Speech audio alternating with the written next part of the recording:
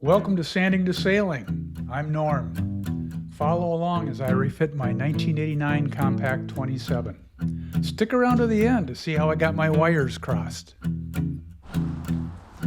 Well, hey everybody. So today I think I'm going to start another experiment. I'm going to try to do some waxing on the hull. And I'm going to try this product that is called Squall, S-K-W-O-L.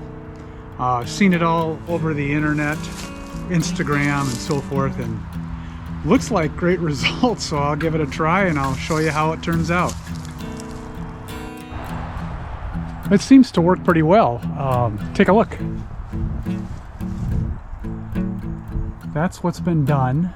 The stern has not yet been done. So I'm getting a gloss back out of the hull.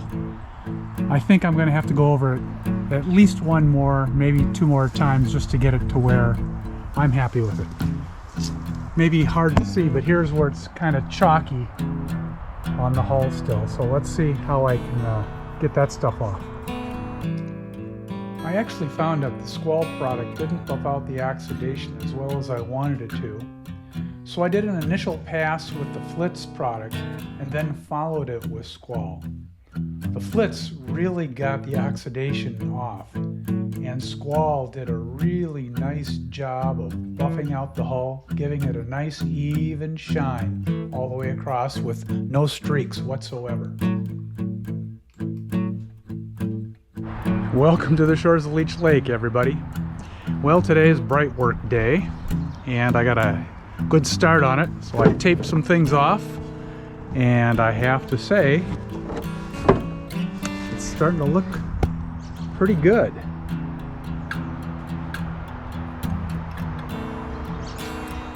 The next thing I've got to do are the handrails, and we'll start taping those off right now.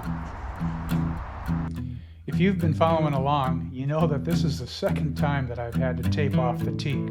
The first time around, the weather didn't cooperate very well, and when I decided to remove the tape, well, it didn't come off without a fight. It left a lot of residue behind, making the job last almost twice as long. Now that I've got some decent weather to do the job, with plenty of window to let the Sikkens cure, and get the tape off in time. Here's a shot of the hatchboards. I'm using the natural tint Sikkens, which looks really good in my opinion. Tape is off. Did you call that a softball or a kitten ball? Regardless, the wood looks really nice. So the bright work is once again bright. Happy about that. Okay, so I baited you in the opening about getting my wires crossed. Let me explain. There are no literal wires that got crossed, but for sure some communications. I wanted to upgrade the Traveler hardware on my coach top. It had manual stops on it, and I wanted to install control ends with sheaves and cam cleats so I would have at least 3-to-1 purchasability to raise and lower the main sheet car.